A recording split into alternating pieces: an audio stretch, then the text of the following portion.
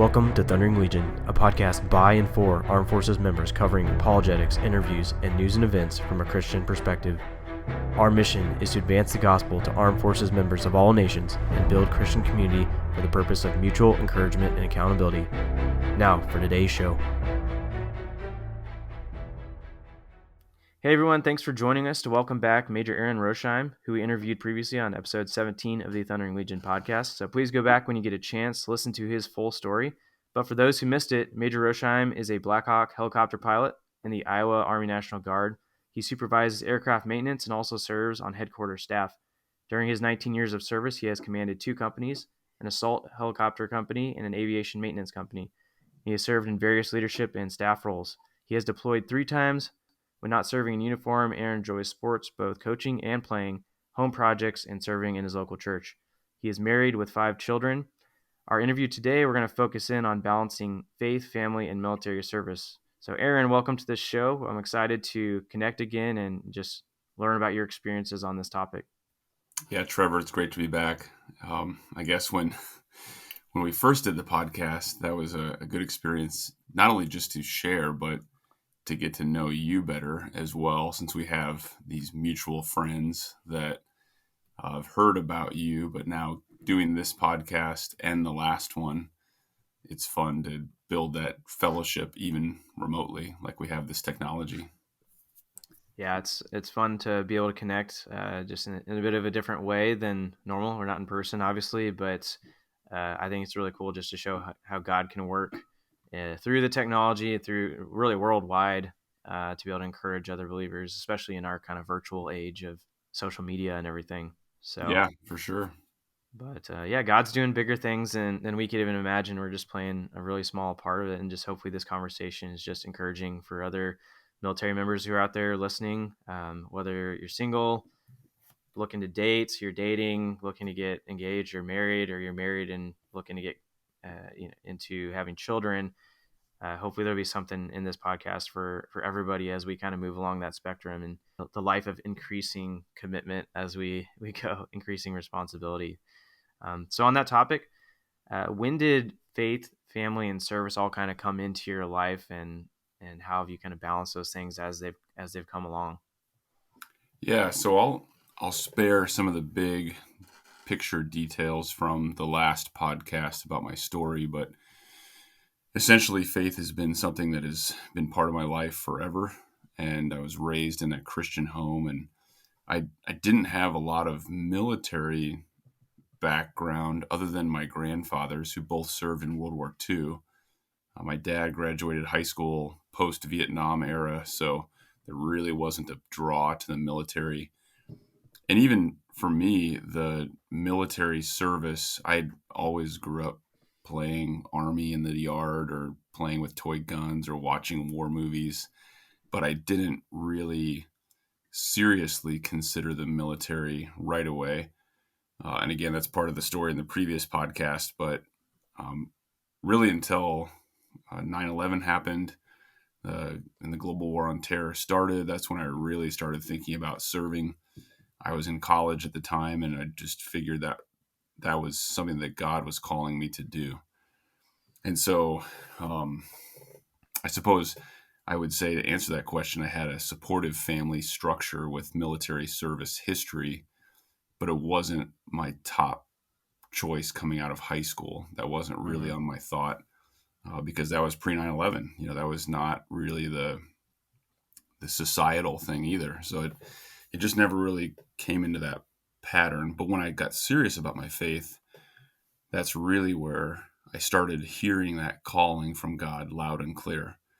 And so for me, the military service hasn't really been, oh, I need to go there because of the adventure or because of I got to pay for school or, that military service for me really started as a calling from God. And so that I think has helped me. And then when I added my wife to the equation, because we got married after I'd already been serving, then it became a mutual calling that we have since used to help weather some of those storms of what the military brings to our lives. So it's now something that's intertwined into our lives as a full-time Guard member. Mm-hmm. and my wife is a full-time military spouse because of that. But it's yeah, definitely part of our story. And at this point, depending on if God changes it, it'll be part of our story for many years to come still. Yeah. So you basically faith first, military, and then the marriage came later on top of that. Yeah, and that's Um, really like in order of history from a chronological standpoint. But I would say from a just a theme or my values, I've always been a faith, family, and function kind of guy. So mm, at some point then in my life, earlier in my life, it was faith, family, football.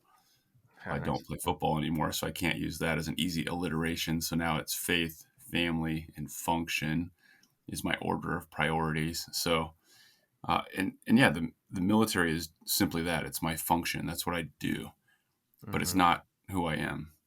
Right. And um, so as I'm sure we'll develop that deeper in this conversation, but the the concept behind that is that I'm not going to do something that compromises my faith, and I'm not going to do something that compromises my family. So the one variable in that equation is, well, I can find a new job if I have to. And so, Right. um, yeah, that's so chronologically, yes, the military happened before my family, but priorities wise, it certainly does not take that priority. Yeah, that makes sense. And I've heard that every person's going to have to balance their priorities of God, family, and country. And obviously, we as Christians are called to prioritize in a way that's different from the world around us. So as new commitments arise, such as marriage or children, while we're serving, how do we constantly kind of rebalance those priorities? Yeah, so I think the hard part with that, it's easy to say that it briefs well, but the military still is in control. And Right. so when we commit to something as serious as the military, we do give up a good portion of control to the military to make decisions on our behalf. And so those are called orders. And so we have to follow those orders while we are committed. And so I think that's where it becomes a conflict of priority that, it's easy to say I am fully committed to my wife, but then that's not congruent with the fact that I may have to deploy. So then it creates a conflict of, well, am I not your priority? And of course, but it doesn't feel like it when I'm leaving for a year. And and that's the challenge. So that's where I think it goes back to identity. The, my military career is not who I am. It's what I do and what I'm called to do. And that's really the idea that the military service is that functional side of my life. It's a functional calling from God. And what now that I'm married, so then it's a functional calling for us as a family. And if we don't see it that way, it will be nothing but conflict because then the military really is just a competing mistress to my wife that just always takes me away. And that is a huge challenge and definitely a source of conflict. But if we see it as a calling that God has called us into, it makes it easier to try to process that and say, okay, this is not our plan. This is not what we would want, but we need to go through this together, support each other in it, and see what God has for us through it. And that's how we've tried, not perfectly, but we've tried to view military service that way.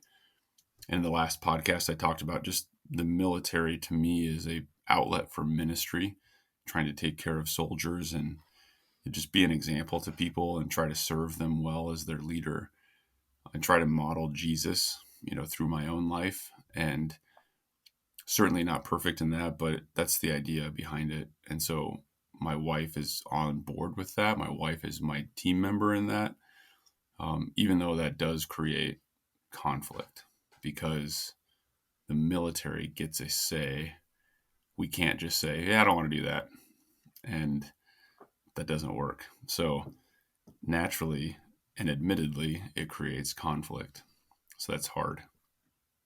Yeah, I remember on the last podcast you talked about how the military is essentially like an unreached people group, and the focus of ministry to the military, and I think that's just such a cool mentality to have because it takes you out of the day-to-day operations, the day-to-day leadership decisions, and makes you think about it from a much larger perspective that's going to sustain you even when you're out of the military. Like, you might continue to do ministry to the military, or in whatever capacity God has. um, Yeah. but it's like you said, it doesn't make the job you're doing in the military your core identity. It's something bigger than that. Yeah. Well, just as a quick follow up to what you just said, if I am only getting my satisfaction from if I like my current assignment, the military will wear me down and put me, you know, into the depths of depression and despair. Anybody serving in the military recognizes that just the bureaucracy will just grind us up and spit us out if we let it. Yep. Just thinking about, wow, I didn't want this assignment, or I can't believe I have to work for this boss, or I have to go deploy, or I have to go to this training exercise in a horrible location of the military. I mean, you're in the Air Force, so you never go anywhere bad, but the but that whole idea of it's easy to take everything personally and to look at it as, well, I'm not happy with my career. And then I think a lot of people just get out because they get upset or offended or whatever. But if we look at it, anything we do, it doesn't have to be the military, but if we look at any career path we do as a calling, then we can endure some of those typical ups and downs that affect our happiness because we recognize that it's more about holiness and God wants to use us for something or use the situation for something to grow us. And so I think that's really the a perspective based thing when we see it as a calling and it's not my identity. So I have, I'm wired to be a leader. I'm not wired to be a staff officer. And so currently as a staff officer, I have a hard time finding a lot of satisfaction in my job other than I know that the work I do helps soldiers that I'm indirectly leading because of my position, but I'm not really in charge of people right Hmm. now. And that's hard. But I have to look at it as, you know what, I'm still here. I have access to people. I have access to people to care for. And the work that I'm doing does provide a benefit because I'm still trying to have a voice for soldiers. How does this training that we're planning affect them and improve their lives? And even trying to be a voice of reason for the sake of families too, that, this training that we're planning is going to have a big impact on families. So how are we prioritizing them, Hmm. to be a voice for that too, even behind the scenes and all this planning for that training to try to help those that are in command to better help the families that are supporting those soldiers. So I try to keep that perspective, knowing that I'm not in a glamorous job right now. That's my assignment, but that's just where I'm at. And that God has me here for a reason. So Right. try to do that the best I can. Yeah. Um, my coffee hasn't kicked in, so I don't think I answered your question because I can't remember your question. No, that was good. But I just wanted to make sure I said that I think the whole idea there is perspective and priorities of what I'm doing, and that has a lot to do with then balancing it and saying that, okay, this is a challenging career path and it can be really dissatisfying if I only focus on it as, am I getting recognition? Am I doing a really cool job that I wanted?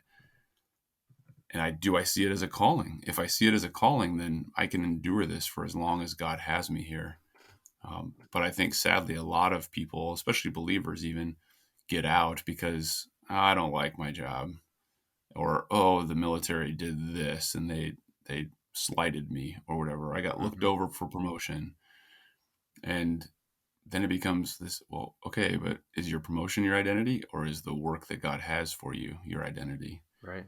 And so, and the other part of that is the military ends for all of us at some point, Hmm. and our families will be there way after the military is long gone and the dust is collecting on our medals and stuff like that. So I don't want to do anything with the military that costs me my family. So Absolutely. just a good reminder for perspective there. Yeah, I kind of try to think of that in terms of how long are things going to last, and maybe that should affect how I prioritize things. Because you think the average military career might last 20 years if you do full career, Yeah. maybe longer, depending if you stay and you become general or what have you. But God willing, a marriage will last hopefully to the end of your life. Who knows how long that will be? My grandparents were married 65 years. But then you think about our relationship with Christ that lasts beyond our death into eternity. So maybe that's just kind of an idea of how we should be prioritizing those things, based on how long they're going to last.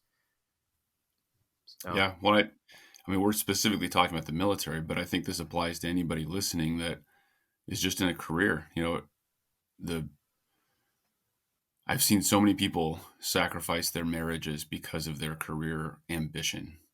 And one person I was talking to recently um, already has plenty of time to retire from the military, but wanted the next rank. And his marriage was already challenged, of course. That this wasn't the only reason why it fell apart, but he was making a comment. I don't think he meant to say it intentionally, but it was just a kind of a passing comment where he just said, "Yeah, my wife just didn't want to endure any more time, and I wanted the next rank, and well, she's gone." And I just listened to that, like, wow, that's really sad. hmm, May I never do that. Just thinking, it put me in perspective too. That am I doing anything that is putting my wife in a position where she just feels so unprioritized that the military has just sucked me in and turned me into this career minded person that doesn't care about my family. And so it was yeah, sobering for me just to refocus and say, I do not ever want to do that. yeah. I think about the same thing too. It's like if I get out of the military and I'm divorced and I don't have a relationship with my kids, like that's a terrible situation to imagine myself being in. Um, and I don't want to put myself or my family in that situation. Um, so I think that's just to say, a reminder to all of us that there's going to be these conflicts throughout our careers. And especially as we have increasing responsibilities both on professional side and on the family side, there's going to be competing priorities, but we have to continue to fight and try to rebalance our priorities when we can. So, do you have any examples of how you do that? How you and your wife, your kids intentionally prioritize? So, yes, the idea here, I think it takes me back to why I have that foundation of faith, family, and function. Certainly, we have to be submissive in the military. When I signed up for the military, I accepted the oath to support and defend the Constitution, which also involves, submitting to authority.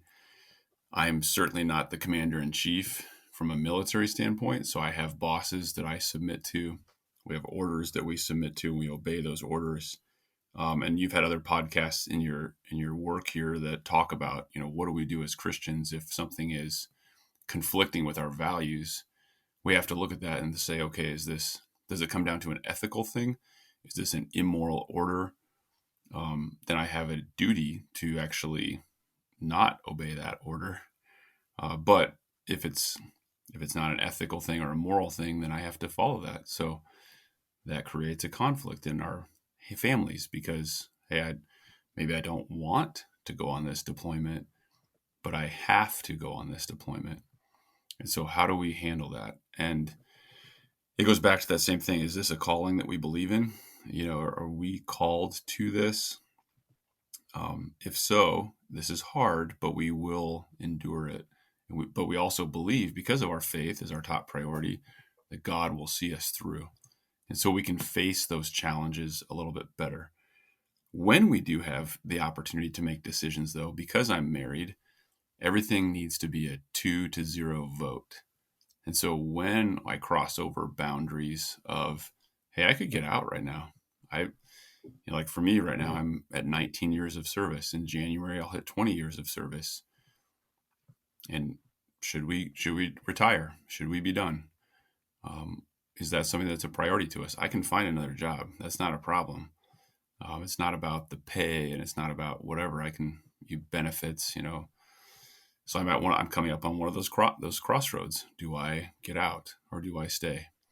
And so it's not about I, it's about we. What do we want to do? Do we still see this as a calling? Is this still a ministry? Does God still have more work for us with the military? If the answer is yes, then we keep on going. But if it's not a 2-0 vote, then we have to really rethink that and say, we need to find consensus here, because no matter what, the family then as priority number 2 is more important than my function. And so that's how we prioritize that. So where we have the flexibility to make decisions, we always think about that. Even just something like I've told my wife all along, she came into this when we met. I already knew I was heading out on a deployment in about the next, I think at that time I was about 16 months out from a deployment when we first met. And so I knew that was coming. And as we started dating, we had lots of conversations about that was really inevitable. I couldn't change that. So she had to make some decisions on, do I want to follow this guy? Do I want to deal with this? Mm-hmm. It was one of those pre-existing conditions. She could have rejected me. And thankfully she didn't. So we're together, but I didn't have a choice with that deployment. But I've always told her since then that I will never volunteer for anything without her consent.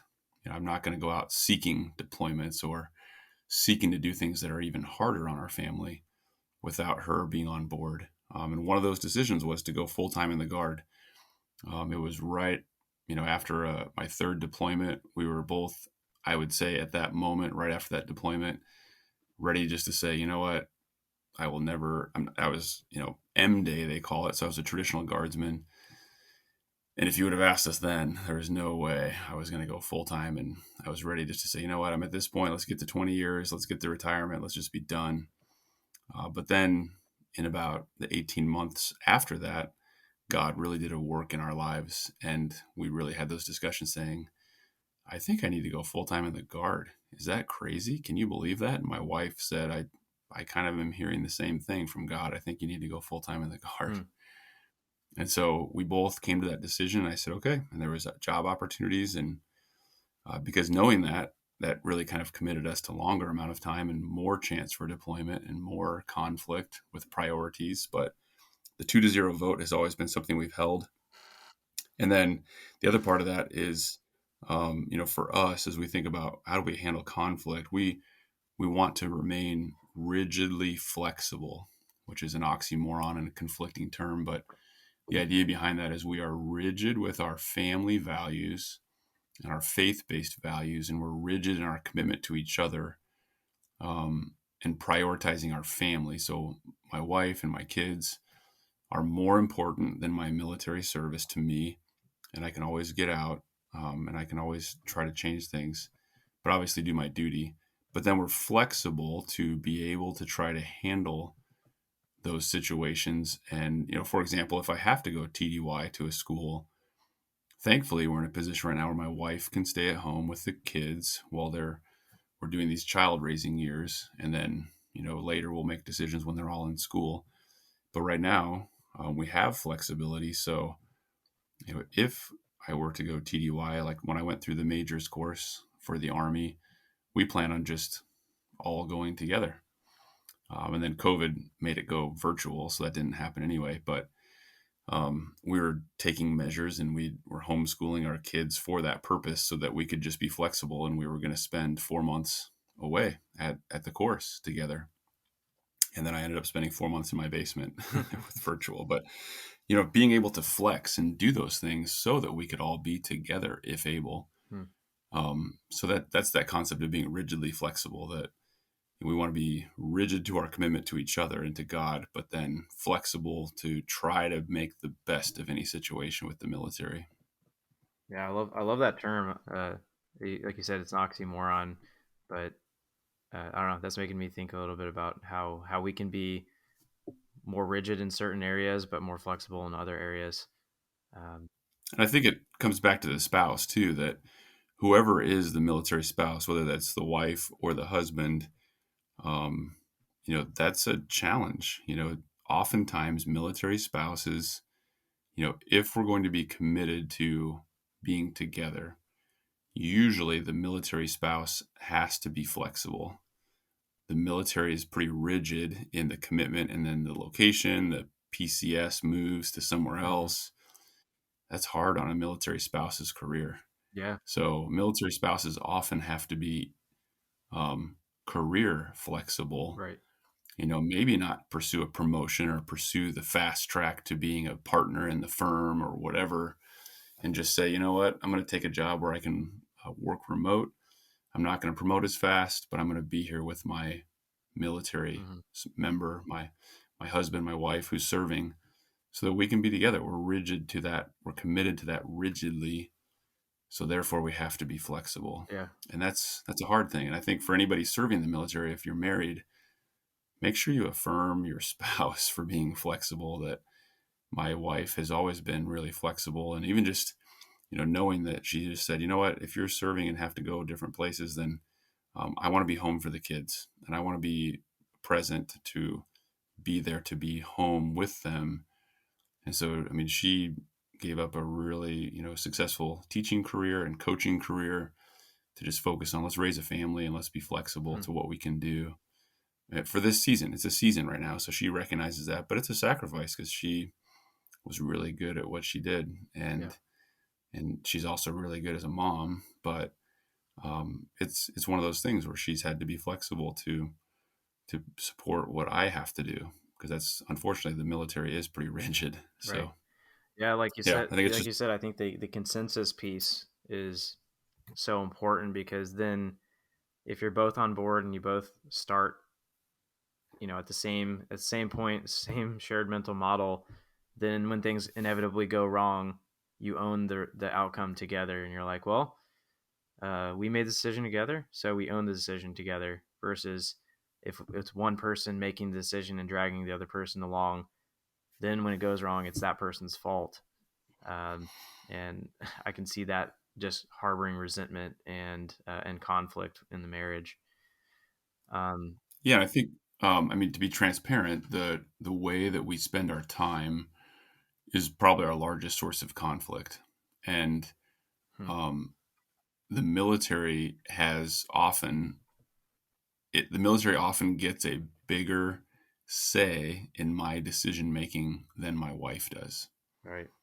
and that's hard. It's hard for my wife. It's hard for her to recognize and to just endure that oftentimes she doesn't really get a say. And because I don't really get a say all the time in what the military tells me. So, and that's hard on both of us, but it's especially hard on my wife because, she is so capable. She is so able to do things, but yet oftentimes she has to take a back seat and just say, okay, I've got the kids. And that's hard on her because she doesn't often get a say with the military. So that's where it's important for me, and maybe just good for the listeners to hear that, wherever I can, I always try to do better, although I don't do it well all the time. I admit that. But I try my best to stop and give discussion and have input from her Hmm.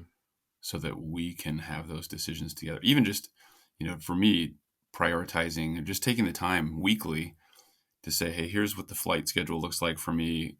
Should I accept this flight or should I not? Um, what do you have going on, honey, so that we can be cognizant of that and aware of what she has going on. And then I just say, okay, I'm not going to take that flight, that late night flight. I'll do a different flight, or little things like that. I mean, that's a way to be more focused on a week by week basis, Hmm. because I can't really decide if I'm deploying or not, right? So I can try to focus in on the daily or the weekly tasks that would affect us as a family Right. and try to prioritize that too. So I think it's just a good reminder for us to think about our spouses and, how do I do that? Because I definitely don't always do that well. Being a podcast guest, it's easy for people to think this guy has it all figured out. And I can tell you, just last weekend, we had a fight over military scheduling stuff that I poorly communicated. and that was my Mm. fault. So yours truly is not perfect at this. Yeah, we're all figuring it out as we go. Yeah. It's a work in progress. But I think what you're kind of saying there is that you find the places where you do have a little bit of leeway to make decisions or have control, and focus on those things rather than focusing on the things you can't control. Um, Yeah. One of the things I wrote down, so I talked to my wife about this podcast and asked her for some input. And one of the things that she said is, we have to get victories where we mm, can. These little victories as families. I mean, because it's always it's a competition. The military versus my spouse. It's a competition, and she was an athlete, and she was a coach, so she's always thinking about things like that, keeping score. mm, So she mentioned a few things that when able, going TDY together. That's a victory over the military for us. And if I have to go to a course, we've had lots of adventures where we just say, you know what, we're going to go together. We're going to go down to training together, and we're going to cram into a hotel room, which is exciting as a family with 5 children. And the kids just look at it as camping out. They enjoy it. They bring their sleeping bags. They lay on the floor, and then we go do adventures on the weekends. We go to the beach or mm-hmm. whatever. So that is one thing. Just try, if able, we try to do TDY together. Now the kids are in school, so it's not as easy to do that, but we try. Getting the opportunity to travel. We just went on a vacation as a family, and we took advantage of the fact that we could get into the national parks for free as military members, and being able to go, and that saved us money. And instead of spending money on admission to Yellowstone, we could spend money on ice cream, whatever. So that's an advantage. We're taking advantage of that. Other military appreciation things, we take advantage of the Blue Star program, where a lot of museums and science centers around the country will let military families in for free. So that's a little simple victory we get. Or those military appreciation days at sporting events where you get free tickets. Um, we always try to do, on long weekends with federal holidays, we try to do fun activities. So the kids know, like on Columbus Day weekend, we go to a pumpkin patch. So on Columbus Day, that Monday is pumpkin patch Mm, day. We go out, we pick out pumpkins, we do that kind of stuff. So they just know that certain rhythms, we have those little victories that we do that.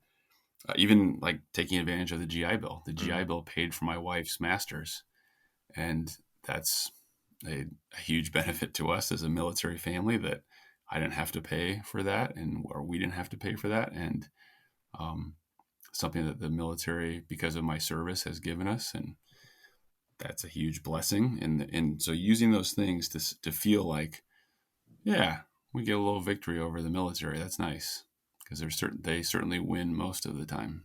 yeah. Well, I know that you've deployed 3 times, so when you are in that deployed setting, you probably have even less connectivity to your spouse. I mean, have you seen little victories while you're deployed? Yeah, and I keep going back to this, but I think it's just because that's my mindset is, okay, faith, family, function. So if my faith is my priority and my family, then my function cannot negatively affect that. So even in the worst case scenario, so I'm deployed overseas, gone overseas for 9 months, I still need to maintain my faith and my family. And so even though we can't be physically present, we can still be mentally and emotionally and communication present. And so that is just the way it is. And so for that sake, it's an opportunity to try to work on things like communication. And it goes back to that, just to say, okay, how do I communicate to my spouse that she is a priority, even when it doesn't feel like it because I'm gone? I'm Mm-hmm. multiple time zones away, and you deployed and you left us. So how do I continue to show priority? And I think that's just where, okay, my wife knows that I'm not volunteering for deployments. I'm not trying to leave, but sometimes we have to do those things. And then, okay, if I have to go, what are we going to do to build a rhythm of communication and connection? And how do we do that? So, thankfully for me, being in aviation, I'm usually around some sort of, established base that has internet. And even if I can't, have a good cell service, to be able to at least get on emails and send emails, or to go find, earlier in the days before smartphones, I could go find a, internet connection and get on Skype. Um, and then the most recent deployment, having a SIM card in my phone so I can just jump on FaceTime whenever. So really in my 3 deployments, there's only been, you know, a few or handful of days where I could not communicate whatsoever. So even able to just to send a quick email or jump on a quick Skype call, but being able to establish with my wife that you are a priority to me. I want to connect with you. I want to see you every day if I can. And so finding those, that's where she had to be flexible too and just say, okay, you're 9 hours ahead. So the best time for me to communicate with you is lunchtime here, Central Right. Time, while you're over there. So then I knew that, okay, I'm going to go eat supper. I'm going to maybe hang out with some people, maybe get to the gym, but I will be back to my room where I have an internet signal by 9 p.m. because that's noon her time. So I'm going to tell anybody I'm hanging out with, or if I'm at the gym, sorry, workout's over. I got to get back to my room so I can call my family. And that's just something that was important to me. And I think that sent a message to people too that, hey, why are you leaving? Like, I'm going back to call my family. And that shocked a lot of people. But likewise, I was kind of shocked that they weren't calling their family. So that's just what I've always tried to do, and just prioritize that and try to communicate and check in, and then just building a rhythm. So we got to the point where my wife would send me an email at the end of her day as she was going to bed, just typing out an email, things from the day.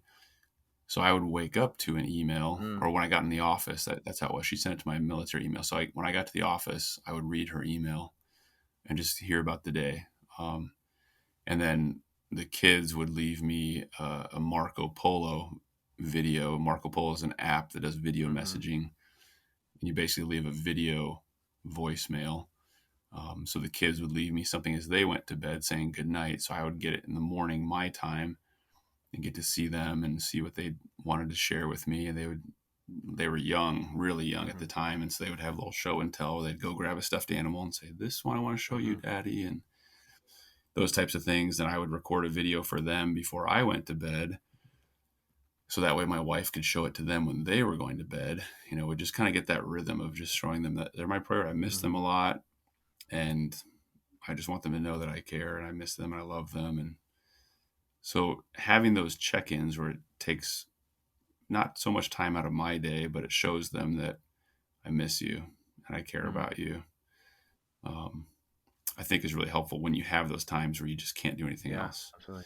But then faith-wise, I think it's really important for us to not check our faith at the door when I put my uniform on.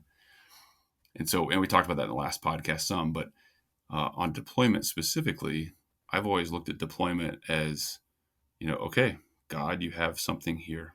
Certainly I get to go do my job and do my service as a pilot, as a leader. I need to do my job. But I've always looked at it also as, okay, what do you want to grow me with here, God? What do you want to teach me and use me for in this deployment? And even who do you want me to focus on? No matter what, I think it's important for us to look around and say, who's going to help me and who am I helping on this deployment? So it becomes a source of, I guess, motivation, or a source of focus, so that it's more than just go fly missions.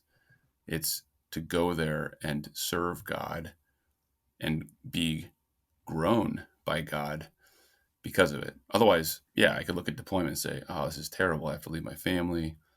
This is awful. I hate this, which it is hard. It's hard to leave the family. But at the same time, how do I look at it as, okay, God, what do you want from this? How can I use this for your benefit and my benefit, and show me what I can do? So I think that's how we keep the faith and family in the forefront, even in the hardest situation like a deployment. I'm thinking what you said earlier about being rigidly flexible, and something that my wife and I have really aimed for throughout my career is just to spend an hour quality time together every day. And I think that's kind of the rigid portion, but the that looks vastly different based on our phase of life. And like you said, if you're in a deployed setting or whatever, it might just be like, hey, a phone call, um, or whatever. But if we're together, that looks like family dinner. And just trying to make that as like, this is one of the cornerstone habits of our family, that we are prioritizing at a minimum an hour a day of just like focused time together. Um, you know, if you're on a night schedule or something, it might look like breakfast together. If you're on, it's like you said, it's that flexibility piece, but the rigid part is fighting to prioritize your family. And so, what you mentioned some, but like, what are kind of some of the regular like rhythms of like communication or um, routines that you have, like date nights or that sort of thing, you have to kind of continue to invest and prioritize your marriage and your kids? So tonight's date night. So we, as a couple, commit to just trying to go on regular dates where we just say we are paying a babysitter, or we're going to find some friends and swap babysitting, and we're just going to do that. And so I encourage all, couples, not just military couples, but I encourage any married couple to do that. And even, it doesn't have to be expensive. It could be just, hey, we're going to put the kids in front of a movie and we're going to go outside and sit on the porch and have a date time that's focused on togetherness. Phones are away, and we're just together focusing on each other. Our kids are too young just to leave unattended. I mean, we do have one that's old enough, basically, but I wouldn't want to leave him alone with 4 other kids, one of which is a 3-year-old. So we have babysitters come in, but someday we're looking forward to that stage where we can just say see ya. But yeah, so we just make that investment. We'll pay a babysitter. We're gonna go out to eat tonight, and it's pretty simplistic. We just go out for a couple hours to go eat. Maybe go for a walk and then come back, and it's not super fancy, but it's dedicated. It's intentional. And so I just tell people, and people that know me, that they just probably roll their eyes when I just say, keep dating your spouse. And it's just, I say it over and over again because it's important. And I watched my parents only focus on us kids, and I was the baby in the family. And so when I left for college, my parents' marriage imploded because they were basically strangers living in the same house. And I don't want that. And I don't want us to sacrifice our marriage because of my career. I'm not going to give up my marriage because of the Army, because the bottom line is the Army does not care about me. I mean, they do, kind of, but they don't. I'm just a number in the bureaucracy. And so I'm not going to give up my marriage for the Army. Likewise, I'm not going to give up my marriage for my kids. So I kind of joke, but not really, with my kids by saying, you have X number of years left on your lease. And your mom and I, we will be together long after you're gone. And so she is my priority. I love you, kids, but mom and I are going to be together forever. So, and that's important for them to see too. So they have that example of prioritization. It's not just let's give up our marriage so we can go to every kid's activity possible. So it's like, yeah, we're going on a Nice. date, and the kids like it too because they get to hang out with the babysitters and have fun, and so it's healthy for Yeah. everybody. So that's important. And then having those connection points where we just, we retreat to our bedroom, and our bedroom is big enough that we have a couple of chairs in there too, and so the kids kind of know that, all right, when mommy and daddy are back there sitting on the chairs, just kind of leave us alone so we can talk. And there's that like established space in our house that kids just kind of get that vibe that, okay, mommy and daddy are talking. Let's not bother them. Of course, you can't really communicate that to a 3-year-old. She just comes right on in. So, but that's important for us to have intentional focused time. Or if we go out and sit on the swing on our porch, that, you know, kids just kind of veer off and go play or Hmm. something, let mommy and daddy talk.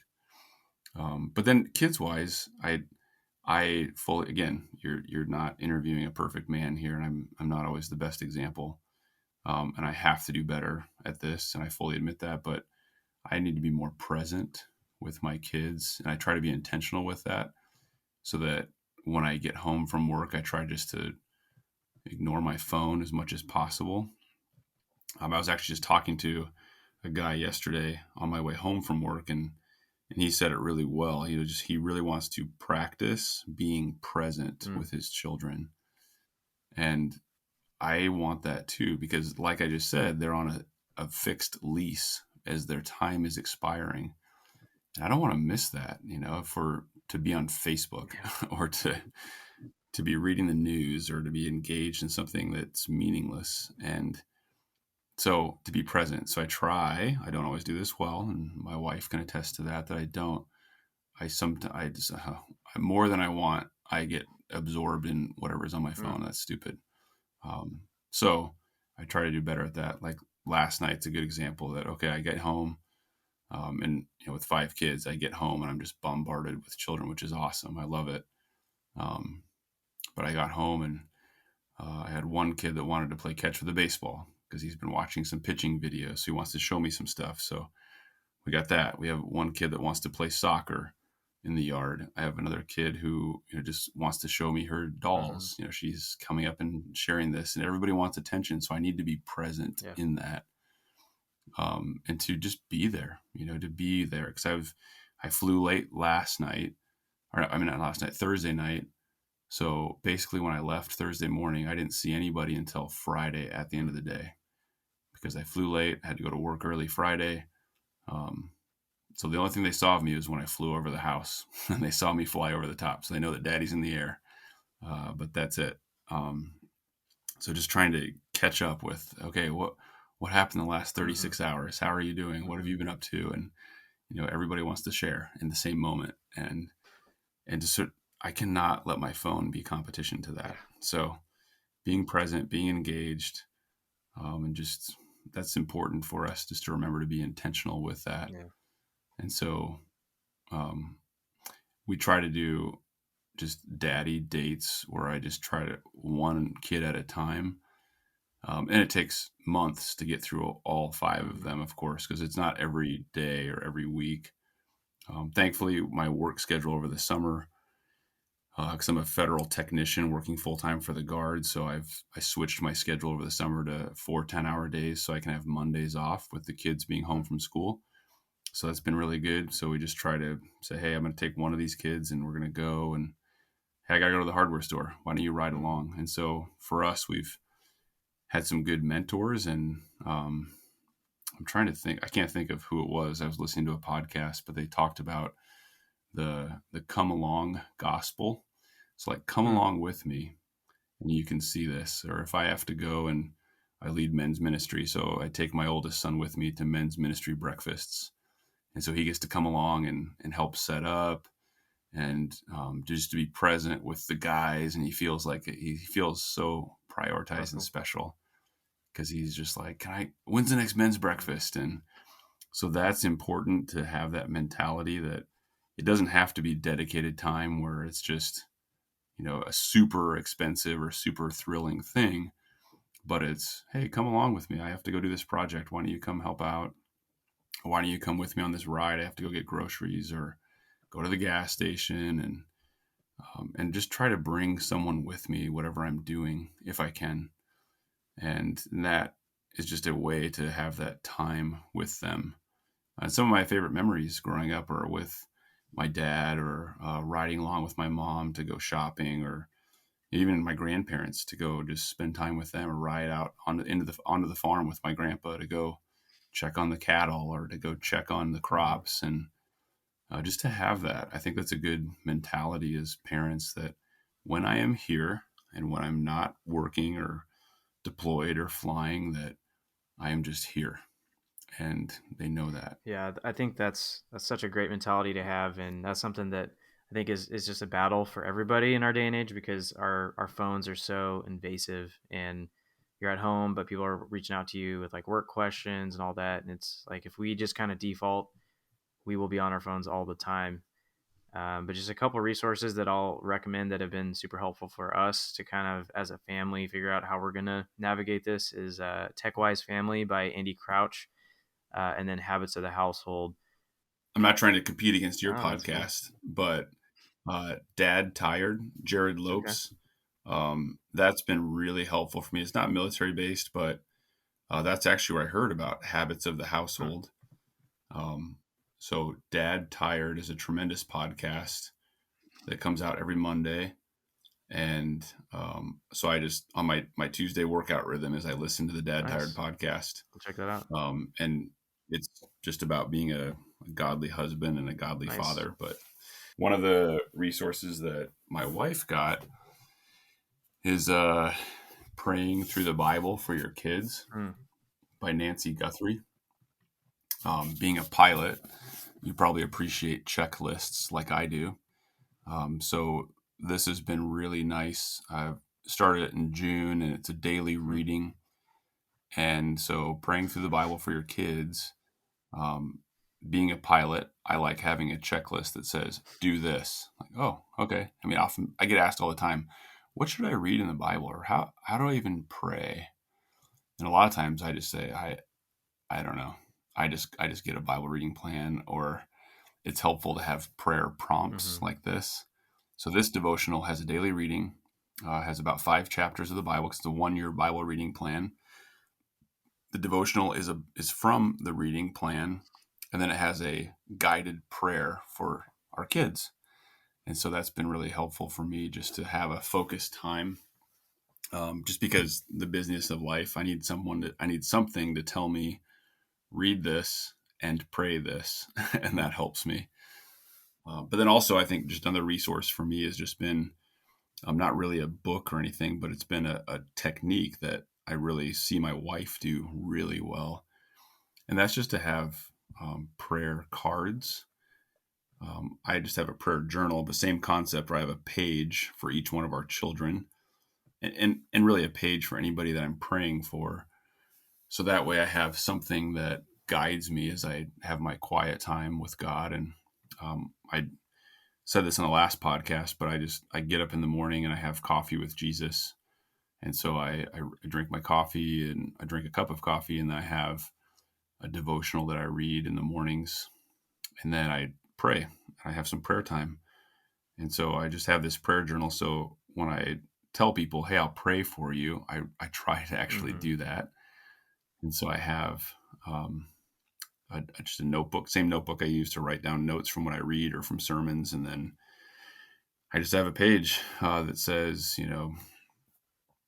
this friend or this kid of my kid, and what am I praying about for this person?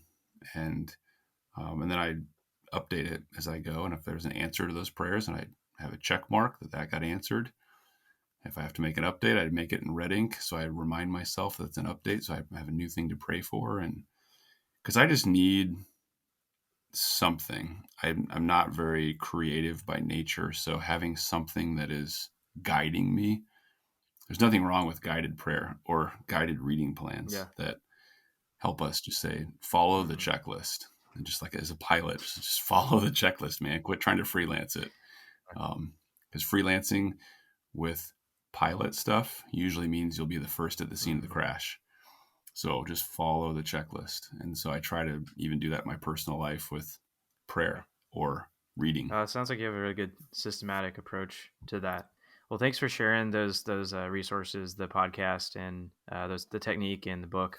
Definitely, we'll link to those in the show notes. So, any closing, piece of advice for those who are, pursuing marriage, pursuing kids, before we close out the podcast? Just any last nuggets, lessons learned? Yeah. So I'd just say real quick, couple of things for that would be, pursuing marriage. I would say take your time, be selective, and really ask God, is this the best you have for me? And it's easy even in Christian circles just to I guess you'd say settle for the first beautiful or hot person that you meet that happens to also be a Christian, and that's that's not what marriage is all about. So take your time, get good advice, really spend a lot of time in prayer over who you'll choose for a spouse, and really look at um, even what is our mission, what is God calling us to. Um, so finding someone who has a compatible calling and mission, and definitely if you're a military person, communicate what God has called you to in the military, so that other person that you're considering marrying can consider, am I called to serve as a military Mm-hmm. spouse or not? Because that's a big calling. Um, Family planning wise, there's never a good time to have a child in the military. The military has a cycle that you're always going to be gone. You're always going to be doing something. You can't perfectly plan it because when you do, the military will change your plans. Um, so I would just say come up with a good plan as a family if you're trying to think about when we should have kids or should we have kids. And thankfully, with the new 12 weeks of parental leave, like that's a huge benefit. I Yeah. wish I would have had that. I would have been basically not serving forever with 5 children, man. That would have been awesome. I would have had 60 weeks. Can you believe that? 60 weeks of parental leave if I would have had kids under that policy. When that came out, I jokingly said, "Hey, we should have another kid." Um, but that's a benefit right now. That's really helpful for people. The other thing I would say is get community rapidly. For us, in aviation, we have the line units. We have like the combat aviation brigade with the operational battalions that are the flight battalions. Then we have the support battalion with all the logistics, all the mechanics, all the cooks, all the medics, anything we need to do our job. That's really what I see as the community around us. That's our support battalion. So who do I need around me? Specifically, who does my family need around them while I'm gone to support us? That's really why it's so important to be part of Christian fellowship. Our church family has been amazing for us when we've dealt with deployments. We have so many people who are extra grandparents to our kids or extra parents or brothers and sisters because we have Christian community. That's our support battalion. And then I think just, man, we got to communicate well as a couple and as a family because the military does everything it can to keep us separate and to challenge us. So those are some big kind of last thoughts that I'd written down as I talked to my wife about Nice. this. But we have so many people who have come alongside us to make us successful. And again, just one more iteration of we are not perfect at this, and I'm no expert, but by the grace of God, we've made it through 19 years and 3 long deployments and just dealing with all those things. But we do it because it's a calling, and we believe that God continues to have work for us to do and people for us to love that serve in uniform. So that's why we're here. And then the side bonus is I get paid to fly, so that's Yeah. pretty cool too. But um, it's just that's our calling. We're here to serve and to get to serve alongside these people who are some really Yeah. awesome people, and that's why we Well, do it. that's awesome. I love your mentality towards service and family, and just thank you so much for sharing those experiences, showing those nuggets of wisdom for somebody like me who's not as far down the path. So hopefully there are some things that are said today that will just plant some seeds for whoever's listening. And if you guys ever want to reach out to Aaron, he's on Vodgrams Instagram, VODGRAMS. So feel free to reach out to him, and you actually get to participate in his morning devotionals as he always posts stuff on there. So I know I get a lot of encouragement through that. So, Aaron, would you mind just closing us out with a word of prayer? Yeah, I would love to. Hey, God, thanks so much for this time. And as we think about military families, and there are so many of them that need your prayer right now, our prayers to you. And we think about those who are deployed right now, the families who are separated because of the military, whether it's deployment or training. We pray over them. We pray for them that they have support and loved ones around them to help them get through these tough times. We pray that you'd be real to military families and provide them your presence and comfort. and that they would have a strengthening in their marriages, and those families would be stronger because of your presence. Help all of us to prioritize faith and family over function. But let us all see this as a calling, that you have us here for a reason. And oftentimes it's a reason that draws us closer to you. So maybe the hard times that the military provides are designed to draw us in, to be closer to you and to grow our faith. So I pray for that. I pray for this podcast. I thank you for what Trevor is doing here. And I pray that it's an encouragement to others. And most importantly, I pray that you would be glorified and that the gospel would be big because of this podcast, and that people would see the love of Jesus and have a real relationship with him. That is what gives us hope. So thanks for these military members who are listening to this, and I pray that you would help us all serve you in big ways in this military setting. So we thank you for what you do for us. We thank you for your protection. We thank you for your blessings. And we pray for all of this in Jesus' name. Amen. Thanks for listening to Thundering Legion. Don't forget to subscribe, leave us a rating and review. Please share this episode with another Armed Forces member who needs encouragement in their faith. Thanks for listening. We'll see you on the next episode.